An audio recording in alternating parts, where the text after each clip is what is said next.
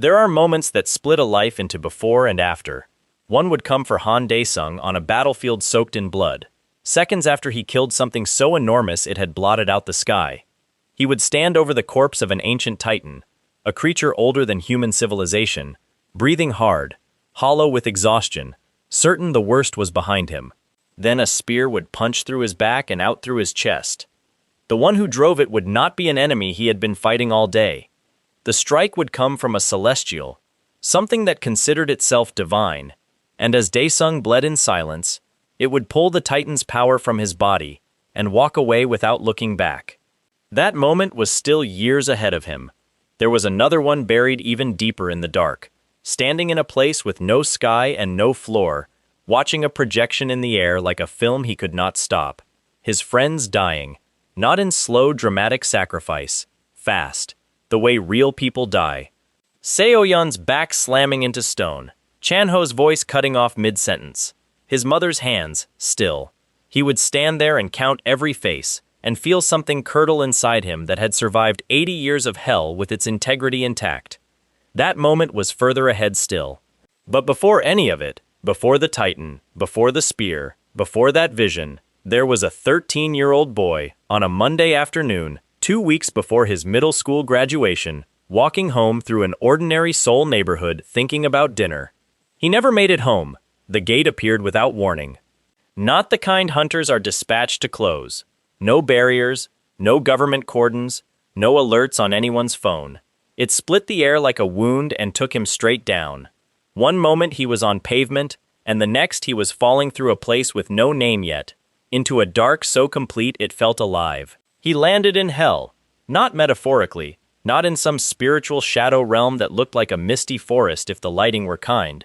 He landed in a place of genuine, physical horror, iron-colored sky, ground that moved faintly underfoot the way something does when it breathes, air that smelled of rot and old fire.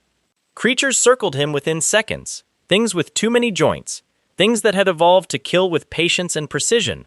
Daesung was an ordinary boy, no aura, no rank, no awakened core. He had a school bag with 2 textbooks and a half-eaten packet of rice crackers. He ran. For the first several weeks, running was the only skill keeping him alive. He learned quickly that hell had rules, not fair ones, but rules. The weak fled and the strong consumed them. The bottom tier of demons ate anything smaller than themselves. Daesung was small enough to qualify as a snack for every creature he encountered, and fast enough to avoid becoming one, barely, by margins that left him shaking behind rock formations as things lumbered past in the dark. He ate what he could find, flesh stripped from carcasses the larger predators had abandoned, moss growing near vents of hot groundwater, the occasional demon egg if he found one unguarded and could crack it before anything noticed. His clothes disintegrated over weeks, and he replaced them with hide scraped from kills he could manage. Small creatures, slow ones, things that could not fight back. He lost weight he did not have to lose. He kept moving. Months passed, then years. A boy who had been afraid of failing math exams learned to track apex predators through their scent patterns. A child who had cried at scraped knees learned to cauterize his own wounds using hot rocks. Fear did not go away. It became background noise, the permanent low hum of a world that wanted him dead. He lived inside it so long it stopped feeling like fear, and started feeling like weather. By his 30th year in hell, Han Daesung was not the same thing that had fallen through that gate. His first Demon Lord kill came around year 14, a regional power, a creature that lorded over a section of hell's lower districts and collected tribute from lesser things. He had not defeated it cleanly. 6 months of preparation, 2 fingers lost on his left hand, and a week of near-fatal blood loss in the cave he used as a base. But the kill registered, and something in him changed after that, the way a bone knits differently once it has been broken and healed properly. He was harder in a way that was not just muscle. The Pantheon system found him, or perhaps he found it, somewhere around year 20. A prompt appeared in his vision, clean text floating in the air in front of him like a message from somewhere sane. It offered quests, it cataloged his abilities, it told him his implementation rate, the percentage of the power he had earned in hell that his current body could actually manifest. The system did not explain its origins or its loyalty. It simply existed, and it helped, and Daesung accepted it the way he accepted everything in hell, with gratitude and no illusions. It used his journal. During long stretches of survival when movement meant death, and waiting was the only tactic, he had written. A battered volume assembled from demon hide and hard-spined bone, covering every technique and ability he had bled to earn, written in a hand that had evolved from a child's uncertain scratch into something tight and precise. The system reached into those pages as though reading them. It built trials, memory reenactments of his own past battles, and rewarded every completion with restored implementation rate. Each cleared trial brought more of his true power back within reach. By year 60, his reputation had made even Hell's ancient things cautious. By year 80, he stood before the seat of Hell's absolute power, the Demon Lord, the entity that had dragged him there, and he killed it. He accepted the throne because there was nothing else to do with it. Then the system spoke again. It asked him a question he had stopped asking himself somewhere around year 30, because wanting things you cannot have is its own kind of torture. It asked him if he wanted to go home. He said yes, before the thought had finished forming. He woke up in a bed. Not a hell bed, not the pressed stone shelves he had slept on for most of 8 decades. A real one, with sheets soft enough that touching them was almost painful after so long. Machines beeped around him. Light came from a source that was not fire. The air carried antiseptic and, faintly, food from somewhere down a hallway. His body was wrong. His physical body, the one he had left behind as a 13-year-old, had been in a coma for 10 years. 10 years of Earth time, 80 years of his life. The body remembered none of what he had learned. Every muscle had atrophied to the point of uselessness. His hands lay beside him on the mattress like objects belonging to a stranger. When he tried to sit up, nothing happened. When he reached for aura, he felt a thin, distant flicker like a pilot light behind a sealed door. That was all. The door to his room opened. A woman came in carrying a plastic bag from a convenience store, her shoulders bent in the way that happens after years of carrying something too heavy. She was not old, not really, but her face held a particular kind of tiredness that had nothing to do with lost sleep. 3 jobs, he would learn later. She had worked 3 jobs for 10 years, keeping the machines running, the machines that kept his chest rising and falling while he fought his way through 80 years of hell without knowing she was doing it. She sat down beside him and took his hand. She said nothing for a long moment. When she looked at his open eyes, the sound she made was not something Daesung had words for, even after all the time hell had given him. He could not speak. His throat was dry and unused, but tears ran down from the corners of his eyes into the pillow, and she held his hand tighter, and the room was very quiet. He was 93 years old in his soul and 23 in his body and home, and he could not move a single muscle, and it was the finest moment he had experienced in 80 years. It did not last. The debt collectors came 4 days after he woke. He was still confined to the bed, still working through the system's earliest prompts, still coaxing his muscles back into cooperation. He could turn his head, he could move his fingers. Standing was not yet possible. When he heard voices from the apartment's front room, not asking voices, demanding ones, he turned toward the hallway and listened. 3 of them, by the footsteps. Heavy men who had learned that volume accomplishes more in their profession than argument. They wanted money. 10 years of interest payments had been keeping them patient, they said. But patience had a number on it, and the number was overdue. His mother negotiated. Her voice was steady. She had clearly rehearsed this before, but he could hear the thing underneath it. The thinly maintained composure of someone managing old fear. Something struck the wall. Not fist force, something thrown. His mother made a sound that was not distress so much as the bracing of someone who expected worse. Daesung's chest tightened. Not abstract concern. Something older and more immediate. The same alarm that had pulled him out of sleep 100 times in hell when conditions around him shifted. He pressed both palms flat against the mattress and pushed. His arms shook with the effort, and he did not move an inch. The system activated. Text appeared in his vision. Emergency quest. Family protection. Time freeze. 60 seconds. The prompt pulsed once, and the world outside his body decelerated. Not the pause of a stopped film, more like everything slowed to the pace of setting concrete. The voices in the hallway dropped to a barely audible groan. Dust hung motionless in a bar of window light. Daesung rolled off the bed. The fall to the floor cost him 1 second. 9 more getting to his hands and knees. Then he was crawling, dragging himself down the hallway on his elbows, because his legs were barely registering commands. He was the most powerful entity in hell, and he was crawling on linoleum, and he did not waste a second being bothered by it. He reached the living room doorway. One of the men had his mother by the collar, not striking her, but the grip was deliberate and contemptuous. Daesung saw the way the fabric of her shirt pulled, and registered it with the part of him that had catalogued threats for 8 decades. The recovery marker the system had placed in the middle of the floor glowed softly. He pressed his palm to it. The surge was calibrated. The system restored him in increments, not all at once. His legs came back online. Not the legs that had carried him across hell's 7th tier, but legs that could hold his weight. The 60 seconds were nearly spent. The world was resuming around him, those groaning voices climbing back toward full volume, the dust motes drifting again. Daesung stood up. The men came back to full speed and saw him. The one holding his mother released her, instinctive, the way a predator releases something when it realizes it has misread the room. Daesung was gaunt. He wore a hospital gown. He was visibly the last person in the building these men had prepared to deal with. He broke the first one's wrist. The second swung at him, and he stepped inside the arc and pressed his thumb into a nerve cluster below the man's ear, dropping him to one knee. The third tried for the door, and Daesung caught him by the collar. Same grip, same contemptuous hold that had been on his mother, and told him, in a voice that had spent 80 years developing a register that made things in hell reconsider their calculations, that he needed an address. The man provided it without further negotiation. His mother stood against the far wall and watched. When it was over and the 3 men were distributed across the floor or the doorframe, she looked at her son, her bedridden, comatose son who 4 days ago could not lift his head, and asked him, very quietly, what was happening. He told her he was fine. He just needed a little time. It was a larger understatement than she had any way to know. The next 15 days were recovery work. No crises, no emergencies.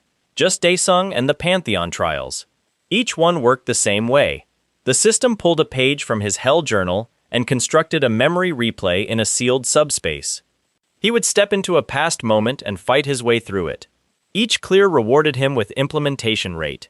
Implementation rate translated directly into physical capacity and aura density. His body learning what his soul had always known. The basic trials took 4 days. He moved through early hell encounters that had once kept him alive by margins measured in seconds, now cleared with contemptuous speed. But the system accepted competence without requiring drama. His musculature rebuilt itself faster than normal tissue should allow. The system's rewards operating on biology as well as statistics. By day 6, he could walk without concentrating. By day 10, run. The harder ones came after. The crying demon had been a second-year encounter, a thing that disguised its nature as grief, that approached wearing the shapes of things you missed. Daesung had barely survived the original. In the trial, stepping back into that memory knowing exactly what was coming, the unpleasantness was not about difficulty, it was the memory itself, the shape the creature had chosen to borrow. He cleared it quickly and did not linger on what he had seen. The implementation rate climbed. On day 15, the system offered the final trial, a mirror match. A reconstruction of his own peak form, the demon god he had been at the height of his hell conquest, before the coma stripped everything away. The terms were simple: hold his own against himself, and the system would grant full access on Earth. He fought himself for 4 hours. It was the most instructive experience of the 15 days. Every move he knew, he faced. Every trick he had invented used against him with perfect accuracy. He lost the first 40 minutes badly. Thrown, crushed, burned, thrown again. He read each technique as it deployed and adapted faster than he would have at any younger age, because understanding what he was facing was no longer the problem. He started landing hits at the 2-hour mark. The final blow was a hellfire great sword strike that demolished the construct's chest and left both of them, original and mirror, standing in the ruin of the trial space with the same expression. The system flagged it as a clear. Daesung stepped back into the real world. Rain against the window. His mother in the chair she had started sleeping in near his room, the position of someone who worried and had nowhere better to put it. He looked at her and felt something settle in his chest, the particular calm of a person who knows exactly what matters and has just confirmed they can protect it. He had work to do. His sister was still paying debts she should not have had. His mother still carried jobs she should have been able to drop. And somewhere in this city, a loan shark operation was sitting at an address one of those three men had been kind enough to provide. He got dressed and went to find it. The headquarters turned out to be a 4-story building in a neighborhood where nobody asked questions because everyone had learned the same lesson about what happened when they did. A dry cleaning shop on the ground floor, curtains permanently drawn. 3 floors above it belonging to men who had decided that other people's desperation was a renewable resource. Daesung stood across the street in the dark and looked at it for perhaps 30 seconds. Then he went in through the front. The dry cleaning shop had a man behind the counter who reached under it when the bell above the door rang. Daesung took the object from him before it cleared the surface, set it on the counter facing away from both of them, and walked to the staircase in the back without pausing. The second floor held filing, paper records, ledgers, names and numbers and escalating interest rates laid out in neat handwriting. He did not stop there either. 3rd floor was where the men were. 6 of them in a room that smelled of cigarettes and instant noodles. The table between them held a game of cards and a moderate amount of money, and, in one corner, a phone that someone had been using to track something. Daesung noted the phone, noted the card game, noted the 6 men and the time it took him to step through the door. What followed was not a fight in the sense that implied anything resembling an even exchange. He had spent 80 years developing combat instincts against things that could eat armored demons as a snack. 6 men who made their living on intimidation and physical advantage against people who had no recourse presented a logistical problem rather than a genuine threat. He moved through them methodically, joints, pressure points, the specific angles that produce rapid compliance without lethal result. And it took less time than the card game had been taking between hands. When he was done, most of them were on the floor, and one was standing against the wall with Daesung's hand near his collar, which had become a productive arrangement for extracting information. He learned several things. The most urgent, they had his sister. Han Jisoo had stopped making payments 2 weeks ago. Not out of defiance, she had simply run out of money to give them. They had picked her up that afternoon and moved her to a separate location, standard procedure for cases that needed additional motivation.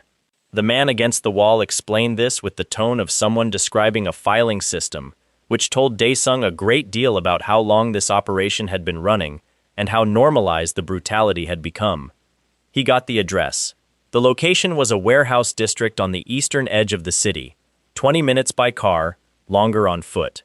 Daesung moved fast. Before leaving, he went up to the 4th floor and found the safe, because the system had flagged a reward threshold, and he had learned in hell that leaving resources behind when you had already paid the cost of the room was poor accounting. The safe held 500 million won in a mix of bundled notes that had clearly come from many sources over many years. He took all of it. Jisoo was in a back room of the warehouse, sitting on a chair she had dragged against the wall, not tied to it, because apparently she had made tying her down more trouble than it was worth. She had a split lip and a torn sleeve, and the expression of someone who had already decided how to respond if whoever came through that door was not someone she wanted to see. When it was Daesung, something in her face moved through several things very quickly before settling on the one she had decided to show him. "You're walking," she said. "I am. You were in a coma this morning?" "I was." She looked at him for a long moment. There were 2 men in the room who had been assigned to watch her. One was already on the floor. The other was looking at Daesung, the way prey looks at something when it has finally identified the correct category for what it is seeing.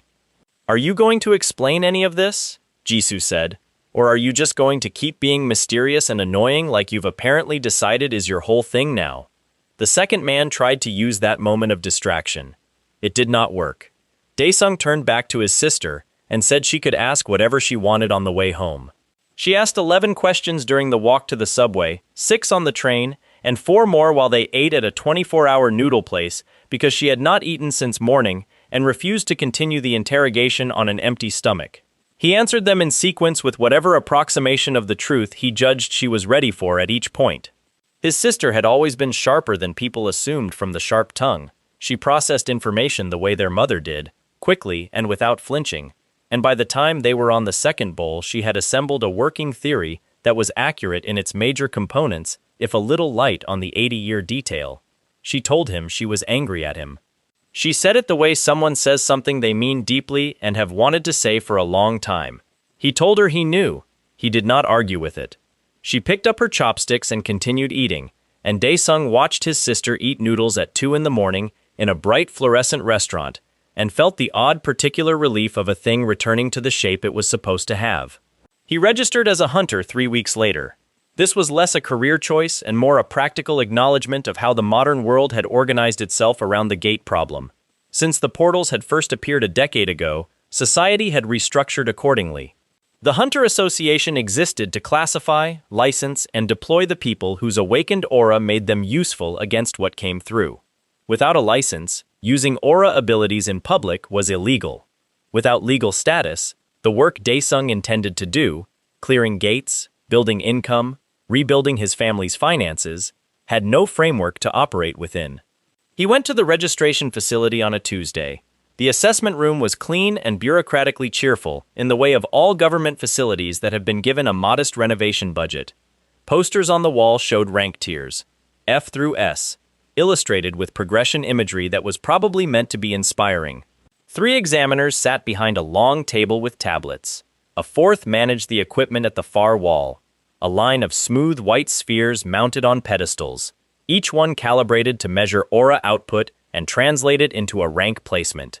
Daesung stood at the designated mark on the floor. The first examiner explained the procedure. He would channel his aura into each sphere in sequence.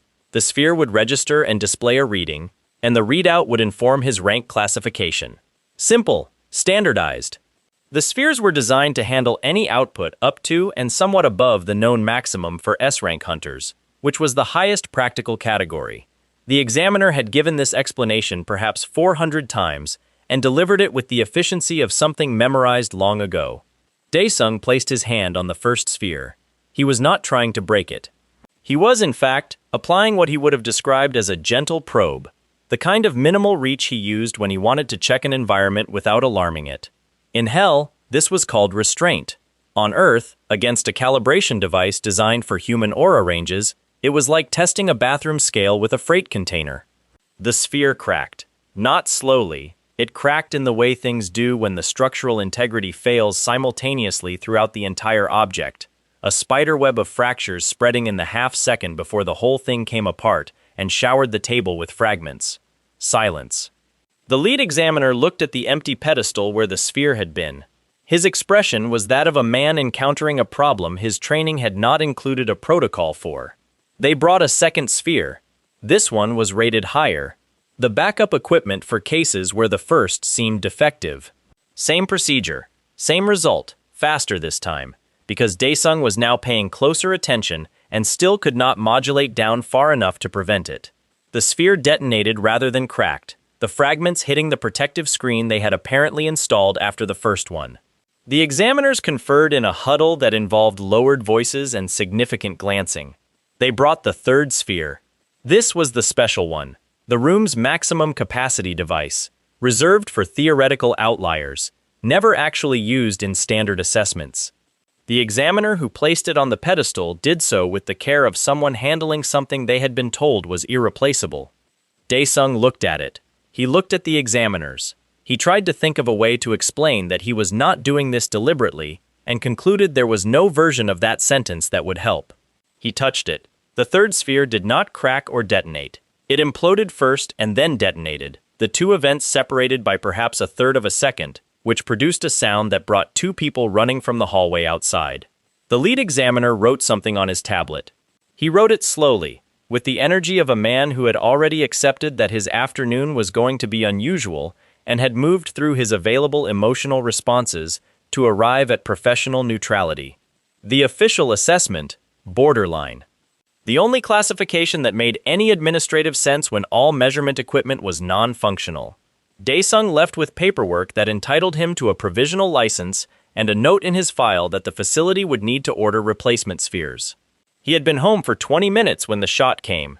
He was standing at the window, habit, the unconscious positioning of someone who had spent decades ensuring nothing could approach from an unseen direction, when he registered the incoming trajectory.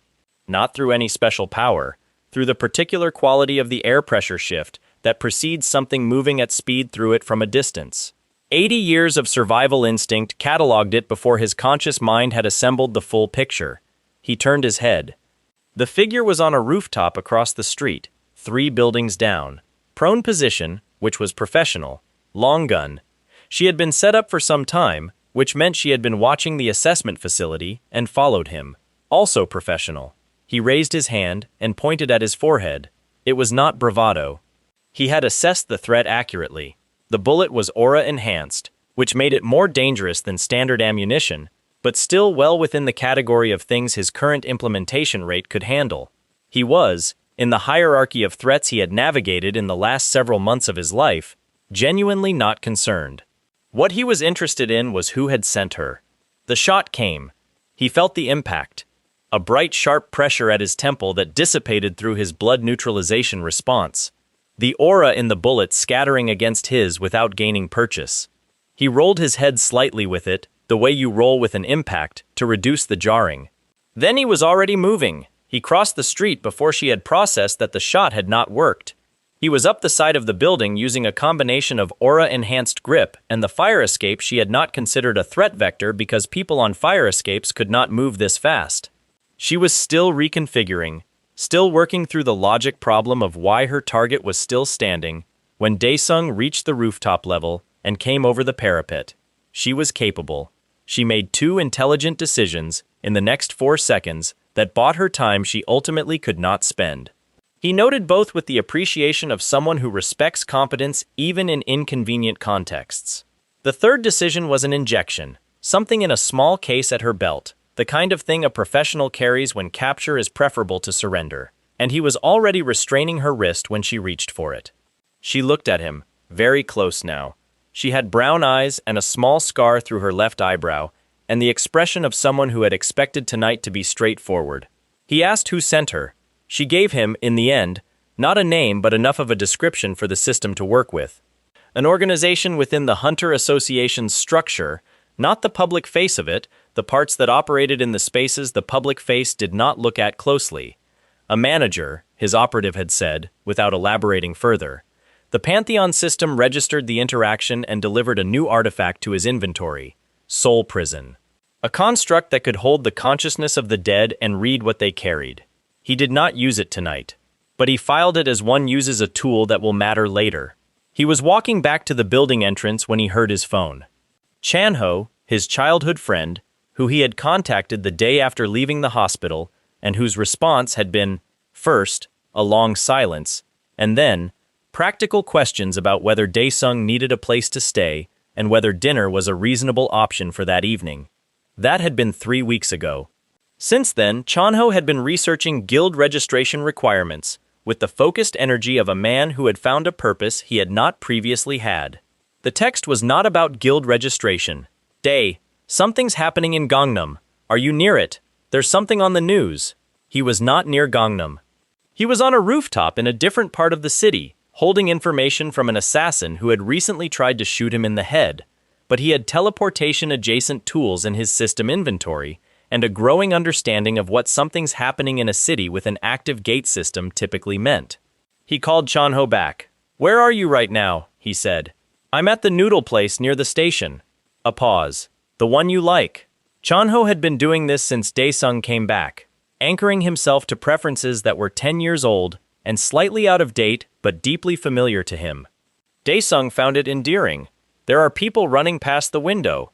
One of them is screaming about monsters. Stay inside, away from the windows. Already done. Dae, I'm on my way. He had cleared gates in hell, whose sheer size would have rendered the Gangnam district geology by comparison. Whatever had fractured in the middle of Seoul's most crowded commercial district was, in practical terms, a minor inconvenience he was going to deal with on the way to dinner. The gate had opened in an intersection. By the time Daesung arrived on foot from the nearest subway exit, 6 minutes, running, the area was in the middle of the specific chaos that urban monster outbreaks produce. Not the organized panic of a drill, the improvised, fast-moving kind, where people collectively make the same decision to leave in multiple different directions at once, and some of them are faster than others, and the slower ones are learning things about their neighbors they did not know before. The monsters were classification C, heavy, quadrupedal, built like something that had evolved specifically to destroy structural materials. 6 of them visible from his position at the intersection's edge. A 7th coming through the gate fracture as he watched, shouldering through the opening the way a large animal will push through a gap that is not quite the right size. There were also civilians in the impact zone who had not cleared in time. 2 people pinned behind an overturned vehicle, a man pressed into a doorframe with a broken arm, judging by the angle he was holding it. And, unfortunately, a young woman on the opposite corner with her phone up, live streaming in the focused, slightly manic way of a content creator who has just encountered the single most dramatic scenario of her career and has made the professional calculation that the footage is worth the risk. Daesung noted all of it and moved. The first monster was the largest, the one that had been heading toward the overturned vehicle. He intercepted it from the side, got his hand around its neck from below, and used the aura output the system had returned to him through 15 days of trials to redirect its momentum. It struck the pavement at an angle that did not endanger the civilians behind the vehicle. The impact sent a crack through the road surface. The second and third came at him together, which was their mistake. He stepped between them, used each as a deflection for the other, and delivered a strike to the nearer one's skull that ended its immediate contribution to the situation. The third took an elbow to the side of its head and dropped. The 4th through 6th he handled in the way you handle things when you have stopped thinking and started operating. The fluid efficiency of a person who has performed this category of action so many times that the higher brain is no longer required to participate. There was a moment, somewhere in the middle of this, when he put his hand through the chest cavity of the largest monster remaining, and it fell, and the intersection went quiet, except for distant car alarms and the sound of the fracture resealing behind him. He stood in the middle of the street. His shirt was damaged. The street around him had several new structural features that had not been there 20 minutes ago. Pieces of the 7th monster, the one that had shouldered through the gate last, were distributed across a radius of approximately 15 meters. From across the intersection, the live streamer was saying something into her phone. Her voice had the slightly elevated tone of someone whose professional training is fighting with their personal survival instinct and winning, barely. Daesung looked at her. She was streaming him directly. He looked at her phone. He looked at the pieces of the street around him. He considered what the appropriate response was to being live-streamed immediately after disassembling 7 monsters in an empty intersection wearing a damaged shirt. He asked her if she knew where there was a good burger nearby. She stared at him for a full 3 seconds. Then she turned the phone toward herself briefly, made a face that the chat was apparently finding extremely funny based on the sound, and turned it back to him. "I'll take you," she said. "Can you? Is there like a spectral dragon thing you could summon? Because that would really help the content." He had, in fact, summoned a spectral dragon briefly during the fight. A flash of draconic armor to manage the 6th monster, the memory of a bound beast from his Hell campaign. The stream had apparently caught it on a blur frame, and the chat was asking about it. He told her no. He began walking toward where Chanho was waiting. Behind him, 300,000 people watching a phone screen collectively began arguing in a comment section about what had just happened in the middle of Gangnam, and whether the blur in the frame had been a glitch, and who the man with the damaged shirt was, and whether the thing he had done with his hand at the end was real or edited.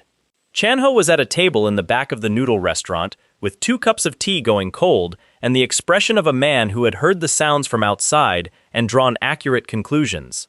He was the same as Daesung remembered him, had changed the way people do over a decade, which was to say, he was older and had developed a manner of stillness that had not been there in middle school, but the base person was identical. He watched his oldest friend sit down across from him and pour himself tea from the pot without ceremony, and did not say anything for a moment. "The guild paperwork," Chanho said eventually. "We should move on it. I've been doing research. The Daesung clan. I thought about the name. Unless you object." "I don't object." Chanho wrote something in the notebook he had started carrying. He had been keeping records since Daesung came back. Contacts, association rules, gate classification parameters, all the infrastructure of a hunter organization, assembled by a man who had no powers himself, but had decided that organizing the ones who did was a sufficient contribution. Daesung had told him once that this was more valuable than he thought. Chanho had said he knew that. He was not looking for reassurance, he was looking for clarity on the licensing fees. He was, Daesung thought, probably the most reliably useful person he had ever known. Someone's been watching you, Chanho said, without looking up from the notebook. I know. Association connected. I've been hearing things in the application process. There's a manager in one of the licensed guilds. Name comes up in a few places. Hongma clan. Lee Siaku. Chanho said the name with the particular flatness of someone who has gathered enough information to have an opinion, but is choosing to present only the fact. He has a reputation for making problems go away. His version of that. Daesung picked up his tea. Outside there were sirens. The association's response teams arriving at the intersection he had left 10 minutes ago. They would find a clean site, or something close to it. The fracture was sealed. The monsters were addressed. He thought about a manager in a licensed guild who had sent a professional assassin within 48 hours of an assessment. Someone who had watched his performance at the sphere test and made an immediate calculation. The calculation was wrong, but making it quickly implied a certain kind of person. Someone who had learned that moving fast on potential threats was more effective than waiting to understand them. Someone with resources and the habit of using them without hesitation. He had dealt with that type before. Hell had several.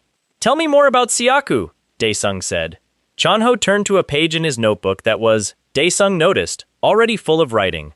He had been busy. Chanho had assembled a thorough picture. Lee Siaku managed the Hongma clan's internal operations, not the public-facing side, which ran recruitment drives and posted gate clearance statistics on an official channel, but the machinery underneath that. He was the kind of person institutions produce when they have decided that results matter more than methods, and have communicated this priority clearly enough that the right people hear it. He had been with Hongma for 8 years. In that time, 2 inspectors assigned to investigate complaints about the guild's practices had been transferred to different districts, under circumstances that were administrative on paper and not obviously anything else. A 3rd inspector was still missing. He had also, Chanho said, been conducting what he described as pharmaceutical research. The guild ran a medical division, legitimate on its surface, the kind of thing large hunter organizations maintained for injury recovery and field medicine applications. What filtered out of the research wing and into Chanho's notes was less legitimate. Experimental compounds being tested on low-rank guild members, some voluntary under contract, some less clearly so. The results on the voluntary end had been mixed. The results on the less clear end had not been made public. He's been watching assessments, Chanho said. Scouting, looking for specific profiles. He tapped the notebook. People with unusual power reads who don't have guild backing yet. Independent or newly awakened. Daesung considered this. The sniper made more sense now. Siaku had watched the sphere test, or received a report of it, and reached a fast conclusion. An unaffiliated hunter with uncategorizable power was either a future asset or a future problem. The calculation had been wrong in both its options, since Daesung had no interest in becoming anyone's asset and was a problem substantially beyond what a rooftop professional could address. But the logic was coherent, which meant Siaku was not careless. He was simply operating with the wrong information. People with wrong information made predictable moves.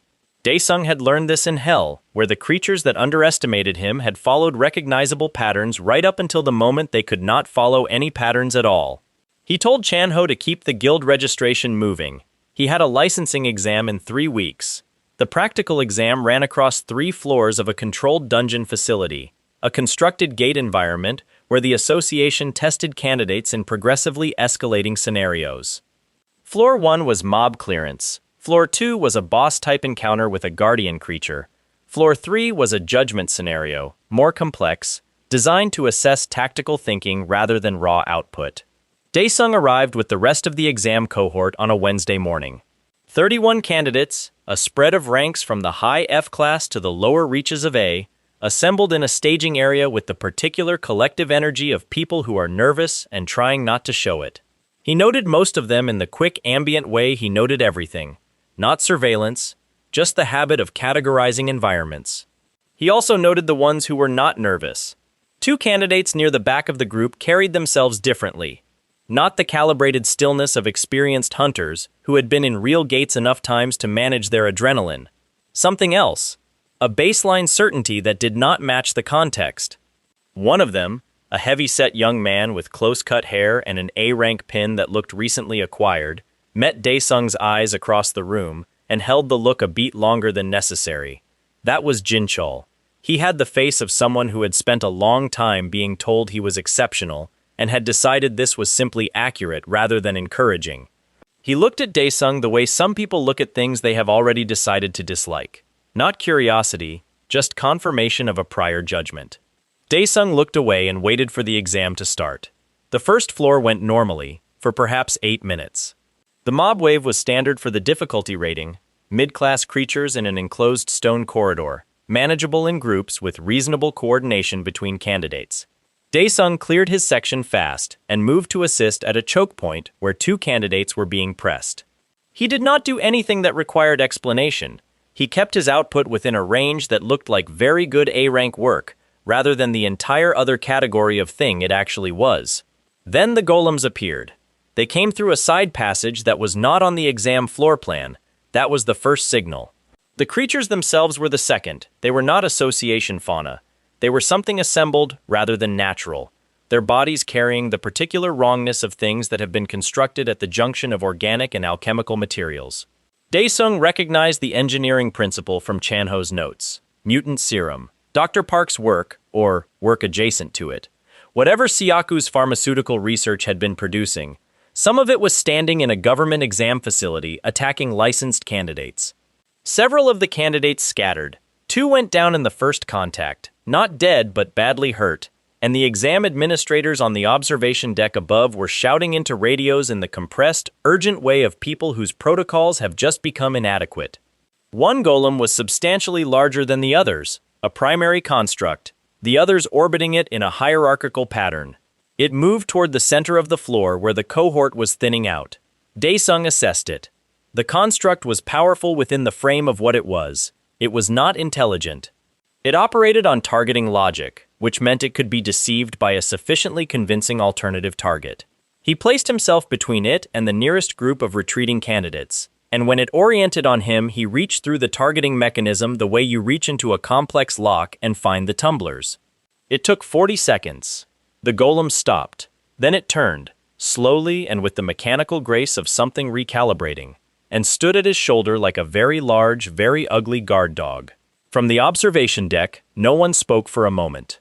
Somewhere in the controlled chaos of the first floor, he heard Jinchul's voice, raised, angry, aimed at someone with the specific pitch of an order being given to an inferior, and underneath it, a sound that did not belong to any of the exam fauna, someone in genuine distress, not combat panic, but the kind of sound that comes after the fight is already lost. He left the tamed golem standing in the corridor and moved toward it. She was on the second floor, which meant she had been ahead of the main group. Choi Cho-young. He would learn her name later. At that moment, she was a young woman in light leather field armor, pinned against a stone wall by a creature that had not come from any gate. It had come from a vial. Her aura core was visible in the combat sense way, and it was damaged.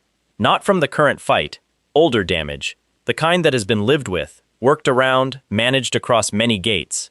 She was holding her position through technique alone. Good technique, precise and efficient, the work of someone who had understood exactly what her core could no longer provide and had built skill around the gap. She was losing, but slowly, and with the expression of someone who has decided that slowly is all she can control. Daesung stepped past her and addressed the creature.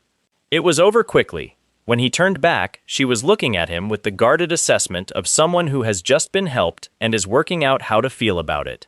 There was no gratitude performance. She asked if he was one of the exam candidates. He said yes. She said she had not seen him on the first floor. He said he had been on the first floor. She looked at the tamed golem that had followed him up the stairs. That's from Siaku, she said. Not a question. She said his name the way Chanho had. Flat, factual. The tone of someone who has already formed a view and sees no benefit in softening it. He asked how she knew. She showed him her core. Even in the dim light of the second floor, the damage was visible to anyone with combat sense. The hairline fractures radiating from the center, the specific signature of an aura weapon rather than a monster strike. She had been investigating Hongma. She had gotten close enough to something to be noticed. They had not killed her. She was too visible. too connected to her clan, but they had done the next available thing. "I've been running B-rank gates on a broken core for 7 months," she said. Then, with the precision of someone reporting a fact rather than seeking sympathy, "The association won't act without documentation." Daesung filed this. The documentation was coming, he thought, but not from the association. Jinchul found them on the 3rd floor. He was not alone. The second candidate Daesung had noted in the staging area was with him, and 3 Hongma-affiliated hunters, who had apparently been waiting rather than taking the exam, which explained how they had accessed the facility side passages. Jinchul had shed the performance of the staging area.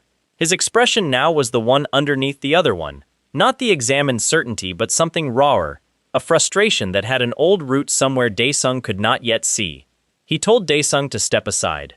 He said it with the confidence of a person who had been the largest thing in the room on every prior occasion and had built his entire operational model on this remaining true. Daesung did not step aside.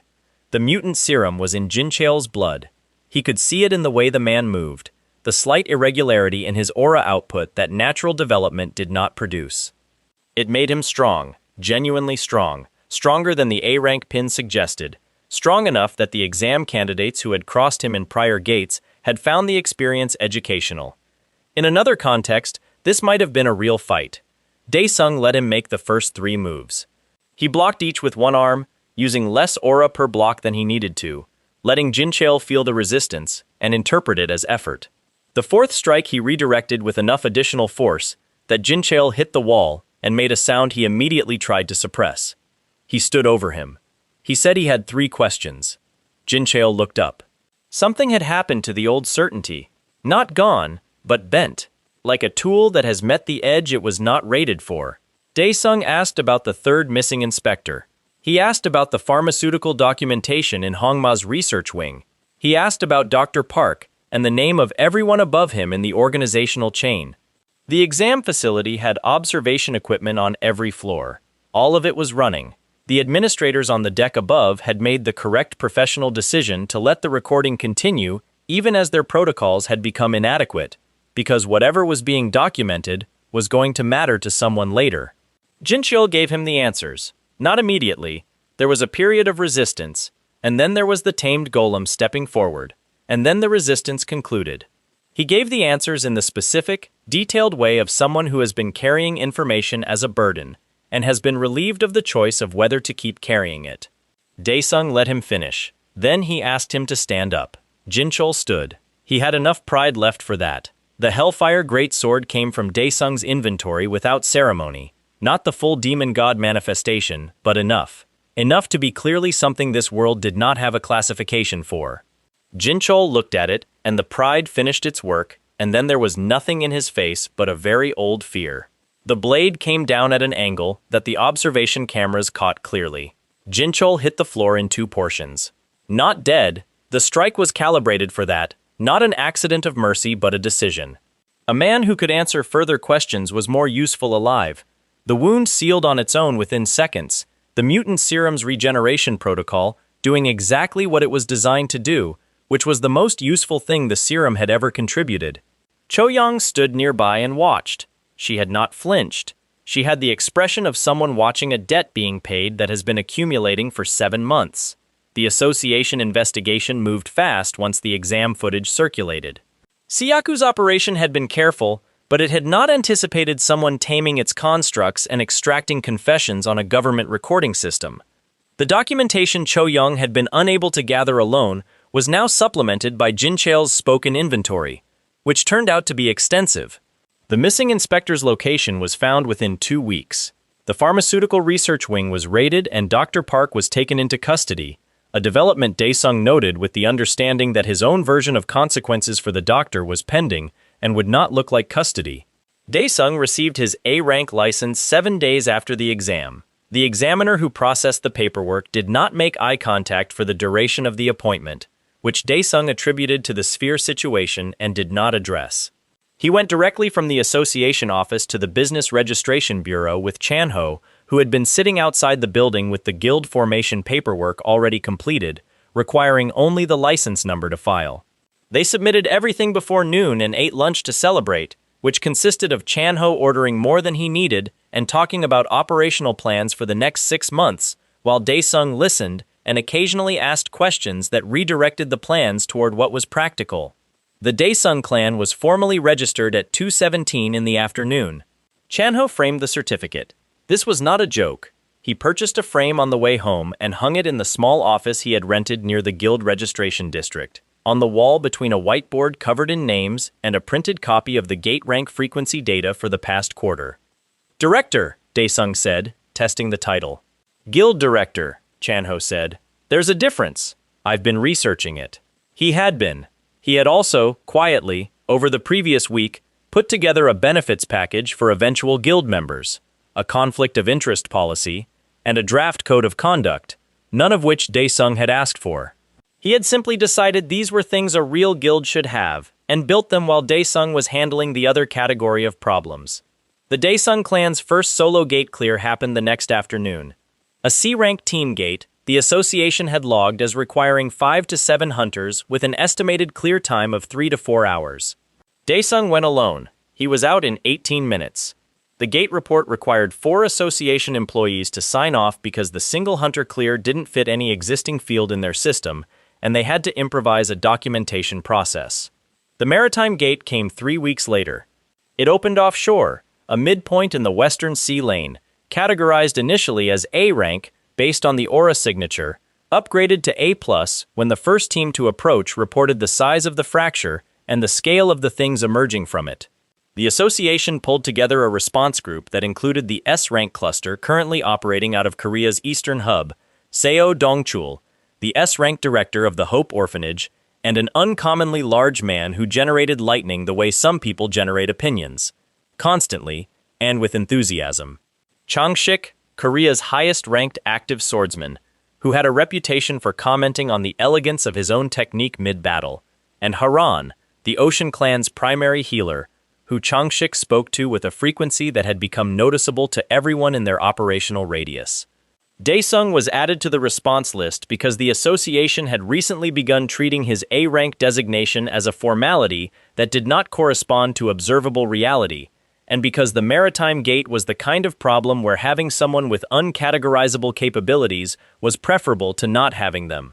He arrived at the staging platform, a naval vessel 3 kilometers from the fracture, to find a fourth party that had not been in the briefing materials. The Fortress clan had sent a representative.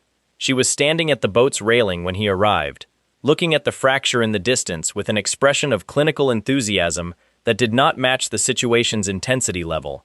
She had dark hair, combat gear assembled with more gothic inflection than standard field issue, and a doll attached to the back of her belt.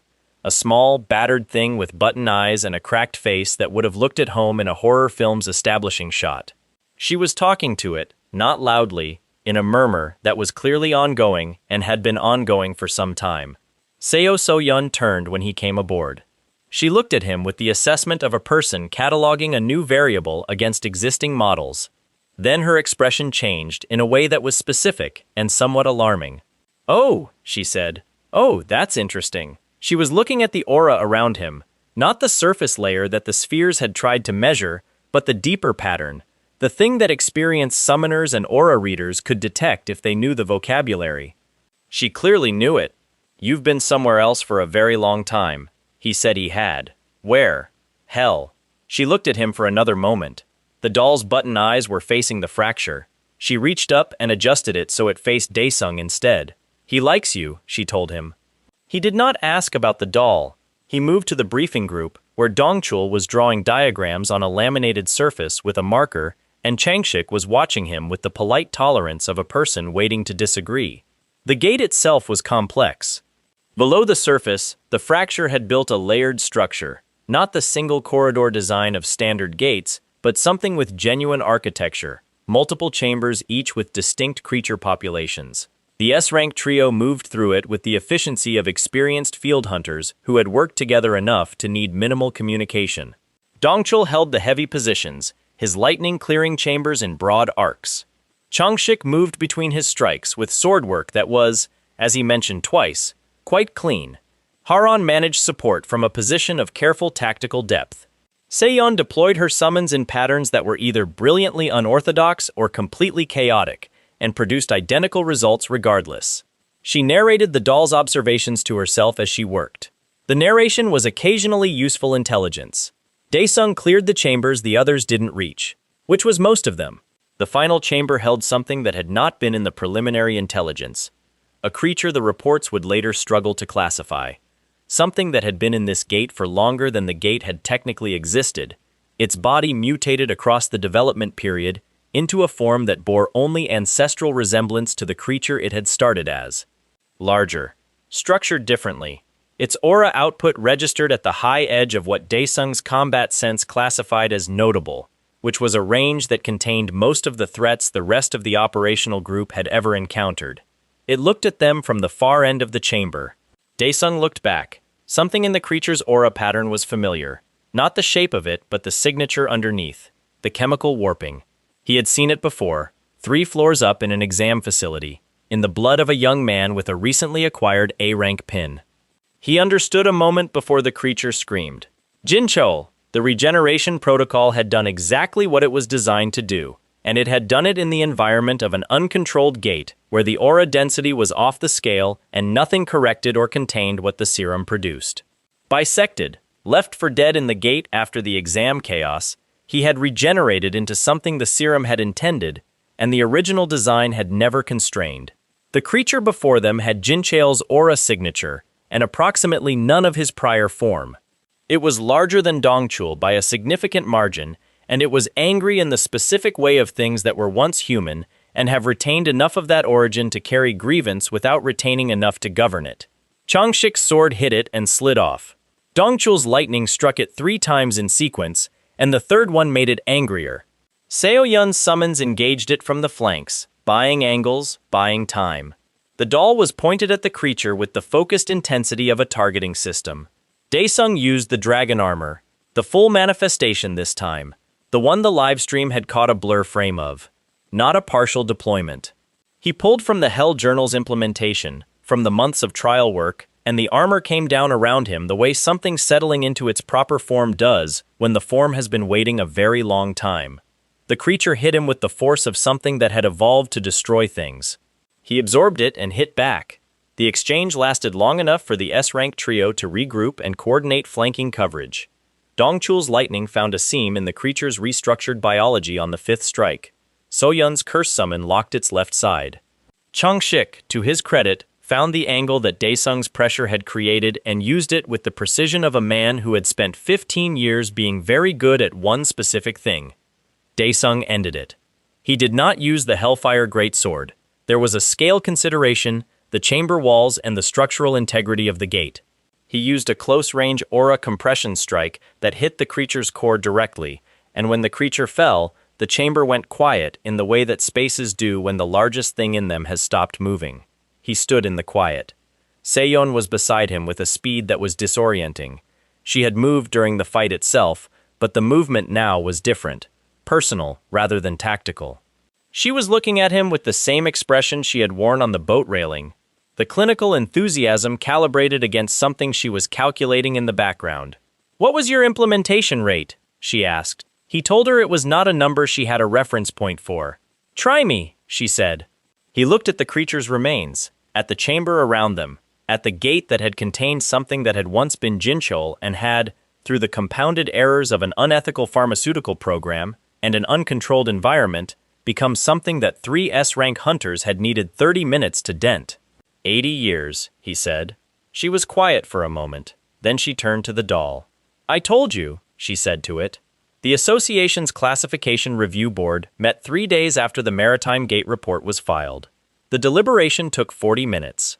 The result was S-rank, which was the only category the available evidence could support, and which required a separate filing protocol because his previous borderline assessment was technically still in the system, and the 2 designations created a data conflict that took a junior staffer most of an afternoon to resolve.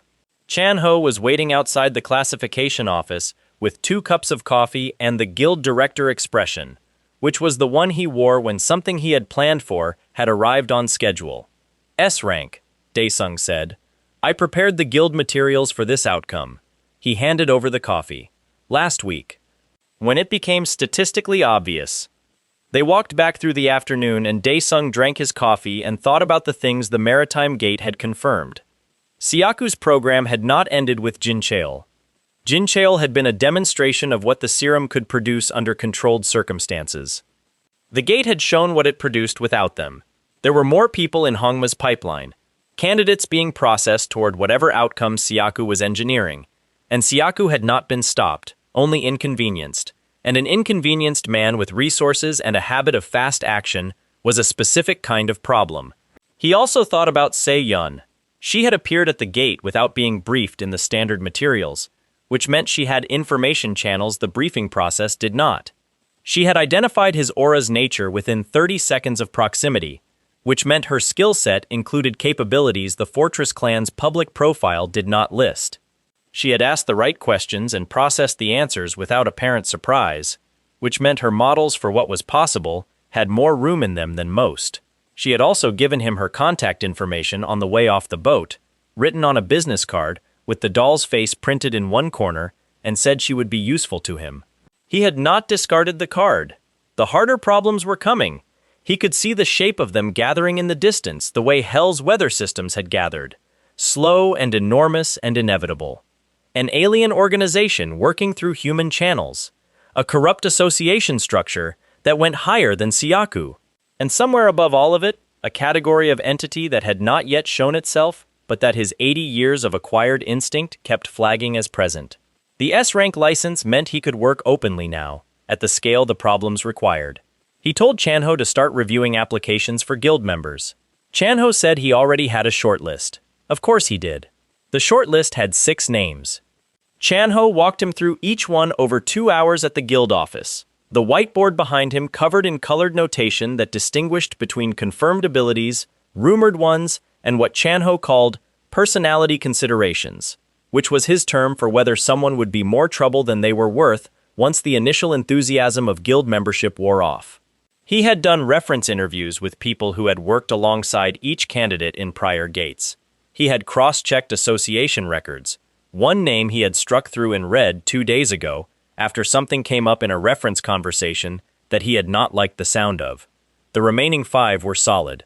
Daesung approved them.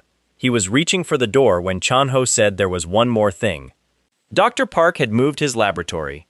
Chanho had found it by accident. Or rather, one of his reference interviews had produced an offhand comment about a facility near the industrial port district, and Chanho had pulled the thread, because pulling threads was what he did with his days when Daesung was in gates, and the thread had led somewhere that made Chanho go quiet for a while before calling Daesung. The facility was 3 floors underground. Port zoning made it easy. Shipping containers at surface level, customs paperwork that listed pharmaceutical cold storage, electricity draw that could be explained by the refrigeration units stacked near the loading dock. Everything above ground was the right shape for what it claimed to be. Below ground was different. Daesung went in at night, alone. The first floor underground was laboratory. Equipment he recognized from Chanho's research notes on Hongma's medical division. Some of it standard, some of it the category that does not appear in ethics applications. The second floor was storage, though the contents of the storage did not match what storage typically contained, and some of the containers were moving. Cho Yong was on the 3rd floor. She was in a chair that was not the kind you sit in voluntarily, in a room with medical lighting and the smell of something chemical and sustained. She was conscious, which he attributed to the same technical precision that had damaged her core without killing her. Whoever did this work understood exactly how much a body could handle and used all of it. Her wrists had marks from the restraints. She looked at Daesung when he came through the door, and her expression moved through recognition. Then the instinctive recalibration of someone who has been in a compromised position for long enough to assess any new variable as a potential threat before accepting it as rescue. He was removing the chair's constraints when she told him, voice steady, that Chanho was somewhere in the facility. He found him on the 2nd floor, in one of the moving containers, which had been a miscalculation on someone's part. Chanho was not a hunter and had no aura abilities, but he had been in that container for what smelled like 16 hours, and he had passed the time by taking detailed mental notes on everything he could hear through the container wall and cataloging it in the order he heard it, which he began reporting to Daesung within 40 seconds of the container opening. Daesung listened. He helped him out of the container. He checked him for injuries, found two, a shoulder impact and a cut above his ear that had dried, and told him to sit down.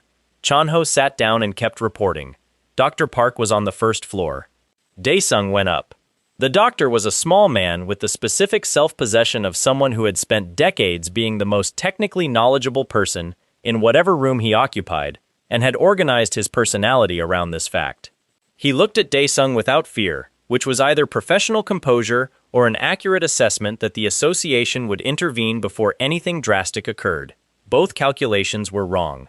Daesung was not there to deliver him to the association. The missing inspector, whose location Jincheol's confession had helped provide, had been found 3 weeks ago in a condition that had implications for everyone in this building's chain of responsibility. The candidates who had signed voluntary contracts and received things that did not match what the contracts described had files with Chanho now, 37 of them. The ones in the containers on the second floor had not signed anything. He sent Dr. Park to hell, not metaphorically. The soul prison artifact had a function beyond information storage. A consciousness could be inserted into the system's hell domain, into a trial space with no completion condition and no time limit. He used it with the deliberateness of a person making a decision they have thought through and do not intend to revisit. The haunts documentation he took from the laboratory's server room before leaving. What it contained restructured his understanding of the problem he was working on. The alien organization was not peripheral. It was woven through the association's upper tier with enough depth and duration that the weaving had become structural. Haunt's bishops were operating on Earth not as invaders, but as partners in an arrangement that had been running for years. What they were receiving in exchange was human. What the senior association leadership was receiving was immortality, or something close enough to it that they had decided the price was acceptable. Choyong's core took 4 hours to repair. He did it in the guild's back room, on the medical cot Chanho had purchased when it became clear that a space for recovery was something the guild needed. The process required more precision than force, finding the fracture lines in her aura core and feeding energy into them at the exact frequency that encouraged knitting rather than further damage. He had done similar work in hell, on himself, in the long solitary years before the system found him. Doing it on someone else required a different calibration. She sat still throughout. She had the patience of someone who had learned that patience was sometimes the only form of control available. When it was done, the core had sealed, not just repaired. The process had pushed its capacity higher, the way some materials come back stronger at a breakpoint than they were before. She tested it with a small aura pulse, felt the difference, and went quiet for a moment in the way people go quiet when something that has been wrong for a long time is suddenly right. She asked why he had done it. He told her she was useful and that he did not like waste. It was not the whole answer. She knew it and did not push. She said she owed him. He told her she could repay it by becoming his second apostle, which was a system designation for a soul-linked bound ally. He explained this quickly and accurately and without pressure. The link was real and had implications. She deserved to understand them. She considered for 3 seconds. She said yes.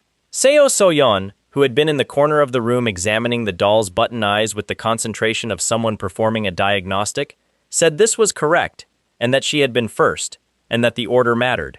Choyong looked at her. Seon looked back. The doll's face was pointed at Choyong. The dynamic that began in that back room would become a fixture of the guild's daily atmosphere.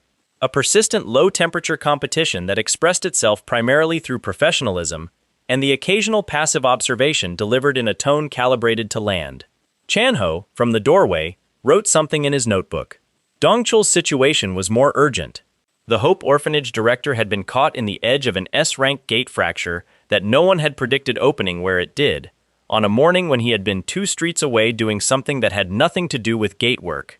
He had been buying bread, specifically the honey-glazed rolls the oldest kid in the orphanage had told him were the best thing in the district, which was how Daesung learned about it later from one of the children. He had been carrying bread when the fracture opened and had covered 3 civilians' exit before taking the full impact of the initial wave. His body was alive. His aura core was not functioning. The hospital had him classified as stable in the way hospitals use that word when they mean the decline is slow rather than fast. Daesung arrived on the 4th day and stood in the hallway outside Dongchul's room for a moment, looking at the large man through the window, the one who generated lightning with enthusiasm and ran an orphanage with the management style of a person who had decided that creating structure was an act of love rather than control.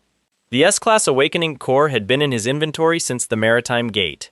He had not used it yet because the system's rewards were not issued casually and the right moment mattered. He went in and placed his hand on Dongchul's chest and fed the core's energy into the damaged system the way you restart something that has stalled. Carefully, at the right frequency, enough to catch and not enough to overwhelm. The monitors in the room changed their readings over 8 minutes. On the 9th minute, Dongchul opened his eyes. He looked at the ceiling, he looked at his hands, he looked at Daesung. He said, in the voice of a very large man who has been mostly dead for 4 days and has opinions about this, my roles. I was carrying bread, Daesung told him. The bread had not made it. Dongchul was quiet for a moment. Then he asked what his core reading was. Daesung told him. Dongchul looked at the number. He looked at the ceiling again. His expression went through several adjustments, arriving finally at something that was not quite surprise, more like a man accepting information that he had not expected and does not know yet what to do with, but is willing to find out. He became the 3rd apostle that afternoon. The children at the orphanage were told their director was recovering and would be back when he stopped being dramatic about it, which was Jisu's phrasing when Daesung's sister was given a carefully edited version of events, and which Dongchul apparently found appropriate when it was relayed to him. The global crisis arrived 6 weeks later and arrived everywhere at once. S-rank gates opened on 4 continents in a window of 40 minutes. Not the gradual escalation of a natural gate cycle, coordinated activation, the signature of something that had been prepared and triggered deliberately. The Han's bishops. The documentation from Dr. Park's server had mapped their positions and their timelines, and the timeline had been accurate. Daesung had been ready. The spatial teleportation cubes went to 4 locations simultaneously. Guild members and allied hunters dispatched to contain the secondary fractures while he addressed the primary anchors. China first, a gate above the Yangtze Basin with a Minotaur King at its center, a creature the regional hunters had been attempting to engage for 11 hours with mounting losses. He came through the teleportation gate, assessed the battle, moved to the Minotaur King's position, and killed it in a single exchange that the regional commander's field report would describe with visible uncertainty about the appropriate military vocabulary. Mount Fuji was different. Southern Bishop Azar had chosen the location deliberately. Sacred ground, the proximity affecting the gate's internal structure in ways that made standard approaches costly. Azar itself was not a creature, it was a Han's commander, a being that wore a human shape the way something wears borrowed clothes. Present in its form, but not committed to it. It had an authority over the gate's internal geometry that made the space unpredictable. The fight cost Daesung something, not significantly, not in the category of things that endangered him, but Azar was the first Han's bishop he had faced directly, and it was a genuine engagement rather than an execution. He took 2 impacts he did not sidestep in time. He felt them, which was useful information about what the bishops could do. Azar did not survive the lesson being delivered back to it. He sealed the gate from inside, which was not the standard protocol but was faster, and came out onto the mountain slope with the afternoon light going orange and the smell of the gate's residual energy on his jacket. He called Chanho to confirm the other locations were stable. 3 contained. 1 ongoing, Iraq, where the gate had opened directly over a populated area and the evacuation was still in progress. He ate a rice ball from his inventory, a habit from hell, eating during operational windows rather than after, when the body's accounting of what it had spent became more complicated, and went back through the spatial cube. The fan meeting trap was Darren Anderson's idea. This was the thing that Daesung found, in some ways, more interesting than the rest of it. The World Association president had access to official channels, to enforcement mechanisms, to the full apparatus of a global hunter organization. He had instead chosen a public event, a gathering where Daesung had been invited as a notable S-rank hunter, attendance widely publicized, cameras present from 17 media outlets, to make his move. It said something about Anderson's read on the situation. He thought the public context was protection. He thought the scale of the witnesses was an obstacle rather than an asset. He was wrong on both counts. The event was at a convention center in Seoul. 2,000 people, licensed hunters and enthusiast public, the kind of crowd that formed around significant hunter activity. Anderson stood at the podium with the presence of a man who had occupied positions of authority long enough to have absorbed them into his posture. He was not physically impressive, medium height, silver-haired, the face of someone who had learned early that communication mattered more than combat and had invested accordingly. His paladin form, which the documentation had described and which he would eventually reveal tonight, was something else entirely. Daesung was in the third row. He had come with Chanho and Seoyun. Chanho for documentation, Seoyun because she had known about the haunts longer than any of them and had thoughts about Anderson specifically that she had been delivering into the doll's ear for 2 weeks. Anderson recognized him in the third row and did not show it, which was good control. He proceeded through the event's first 40 minutes. Remarks about global gate management, acknowledgement of S-rank hunters, the public-facing performance of an organization doing well. He was smooth. He had been doing this for long enough that the performance had layers. The outermost for media, the next for political contacts, the next for the association insiders who knew the partial truth, and the innermost for the haunts bishops who knew all of it. Daesung stood up when Anderson reached the acknowledgement portion. He did not raise his voice. The room was quiet enough that he did not need to. He addressed Anderson by name and then listed, in sequence, the contents of the server documentation. The haunts partnership agreements, the human sacrifice quotas by region, the immortality protocol built on Titan flesh, and the names of the senior association figures who had participated. He listed them factually, without emphasis, at a pace that gave the media representatives in the room time to record each one. Anderson held his composure for 17 seconds. Then he did not. The paladin form was real. The documentation had not exaggerated it. A divine authority he had acquired through the haunts arrangement, layered over his natural hunter abilities, manifesting as something that hit the convention hall like a pressure system. The ceiling cracked. People in the outer rows dove. The media representatives did not dive. They tilted their cameras upward, which was the correct professional decision. Daesung walked up the center aisle. Each step forward against the paladin form's pressure required the kind of casual effort that Hell's early years had once demanded of him against its gravity differentials. He absorbed the output. Anderson's face, above the manifested form, went through the sequence of recalibrations that every opponent eventually reached. Confusion, reassessment, and the arrival at the conclusion that the model was wrong. He said something to Daesung. Something about destiny and cosmic order and the necessity of sacrifice for the long-term stability of humanity. He delivered it well. He had probably said a version of it to himself many times, refining it into something he could almost believe. Daesung reduced him to ash. Not slowly. The paladin form came apart first. He found the divine authority's seam and pulled it the way you pull a thread from a knot, and without it, Anderson was simply a man in a suit in a room full of cameras. The execution that followed was fast and, given the context, clean. The soul prison artifact caught what remained.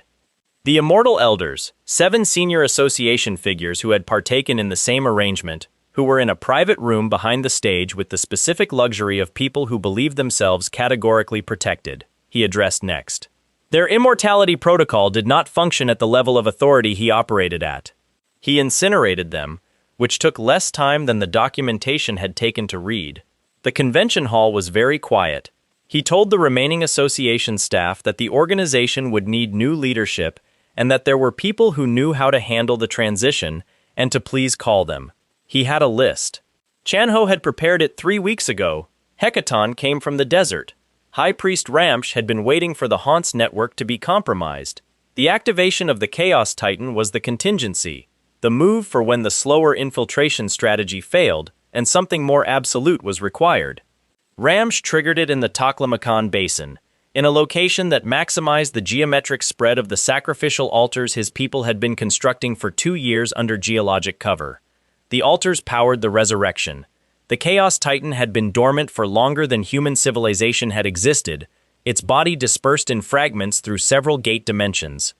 The sacrifice network pulled the fragments into coherence and provided the energy to restart the engine. What emerged was large in a way that changed the scale reference for everything around it. Daesung had been in battle with things that were large.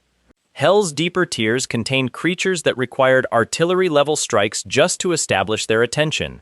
Hecaton was different. not in the way of a very large version of a known type, but in the way of something whose existence bent the rules of the space it occupied. The ground subsided under its movement. The sky above it behaved differently than sky should. Ramsh watched from a raised position with the satisfaction of a person whose contingency plan has deployed correctly. The Undead Legion arrived first. The Soul Prison's contents, the accumulated dead of Daesung's campaigns since returning, manifested from the artifact as a fighting force.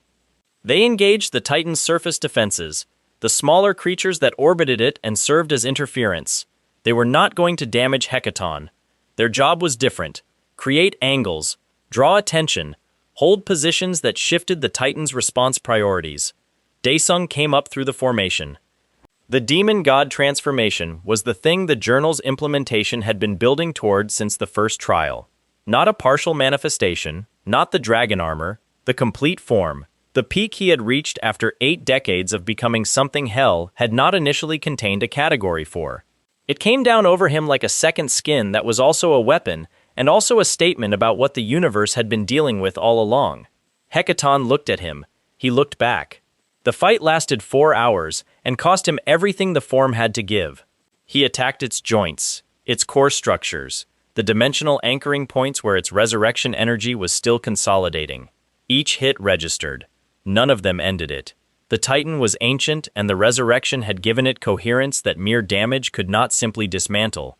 He had to find the root, the place where Ramsh's altars still fed it, and sever that first. He burned the altar network from altitude, moving faster than Ramsh had accounted for, cutting the power supply while Hecaton's attention was on the undead pressure below. Without the feed, the Titan's coherence began to destabilize.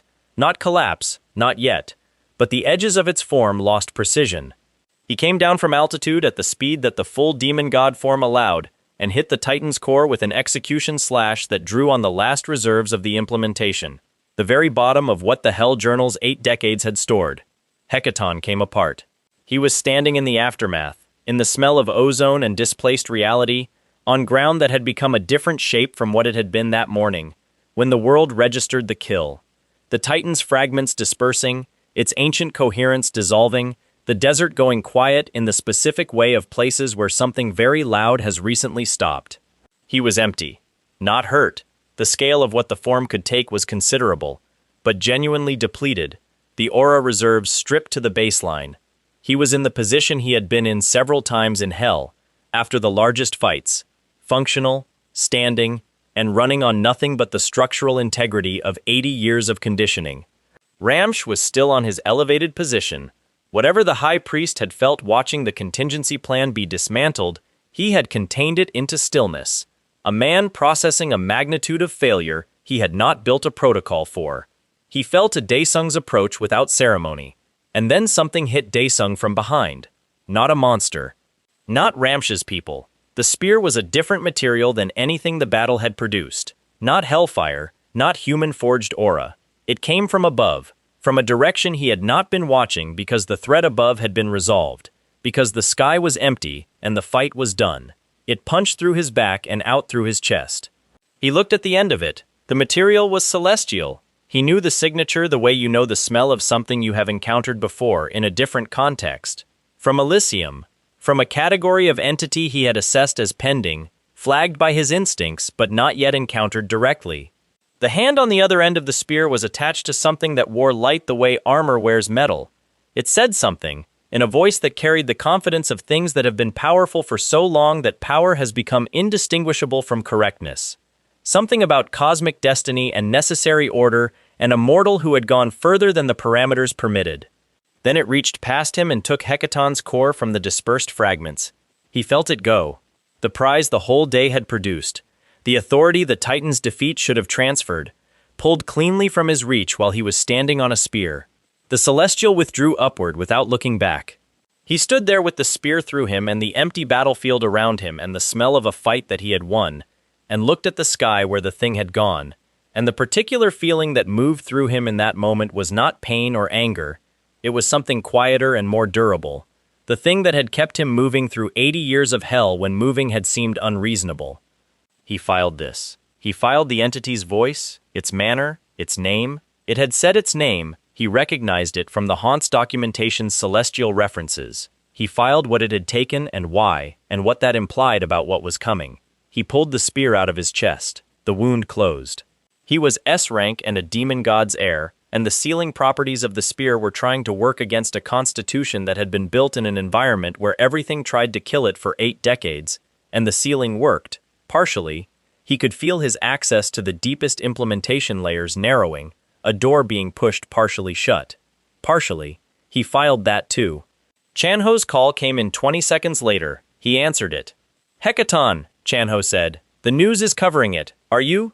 A pause. "Day, you're breathing weird." He told him he was fine. He said to start monitoring Elysium references in the documentation archives, celestial hierarchy names, anything with the name Luthera, or the phrase Heavenly Mother.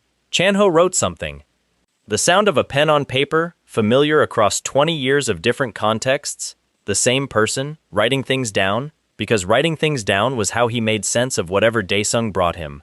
"When are you coming back?" Chanho said. He looked at the desert, at the marks on the ground where Hecaton had stood, at the sky. He told him to start dinner without him,